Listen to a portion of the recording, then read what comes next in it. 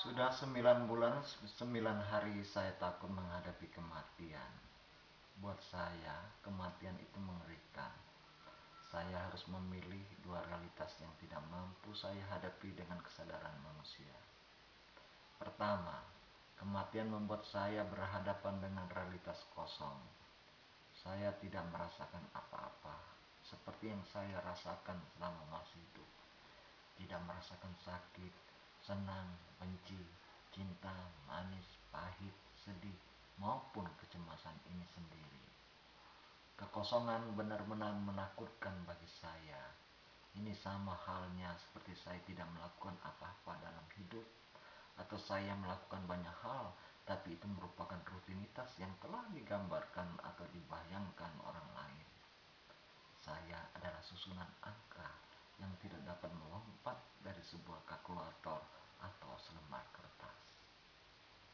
Kedua, setelah kematian saya akan menghadapi realitas seperti yang digambarkan semua ajaran agama, yakni adanya kehidupan dalam dua wilayah ekstrim, neraka dan surga. Lalu muncul pertanyaan, apakah saya akan hidup di surga? Apakah saya akan hidup di neraka? Baik, seandainya saya hidup di surga, bagaimana dengan anak saya, istri saya, orang tua saya, mantan pacar saya, saudara saya, mertua saya, nenek moyang saya, sahabat saya, orang tua angkat saya, guru saya, saudara angkat saya, tetangga saya? Apakah mereka juga akan hidup di surga? Apakah saya tidak merasa sedih seandainya banyak orang yang saya cintai dan saya kenal masuk ke neraka? Apakah justru saya selalu menangis memikirkan mereka selama hidup di surga? Benar, saya mau hidup di surga bersama dengan mereka yang saya cintai dan kenal. Apakah Tuhan akan memberikan keinginan ini? Melihat hari ini kita selalu buntung. Inilah yang saya takutkan. Saya bukan siapa-siapa. Saya dikelilingi banyak catatan, keluhan, dongengan yang menurut saya, apakah mereka juga takut menghadapi kematian? Entah bagaimana perasaan seorang anak di Lebanon ketika melihat sebuah rudal mengarah ke dirinya. Entah apa yang dirasakan seorang lelaki setelah menggorok leher istrinya, kemudian menggorok lehernya sendiri.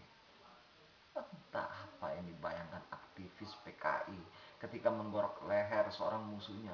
Begitupun entah apa yang dirasakan Soeharto setelah mendengar ribuan aktivis PKI mati di Pulau Kemarau. Entah apa yang dirasakan seorang lelaki beberapa detik sebelum ledakan bom yang dililitkan di tubuhnya.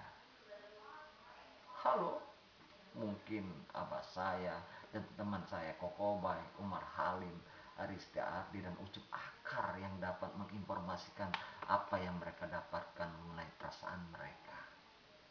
Tapi sampai hari ini mereka tetap merahasiakannya. Saya bukan siapa-siapa. Allah, saya hanya menunggu kapan mimpi masa kanak-kanak saya menjadi kenyataan. Semua bersuka, saling mengasihi pada sebuah taman yang sejuk dan wangi. Saya sudah lupa bagaimana perasaan saya ketika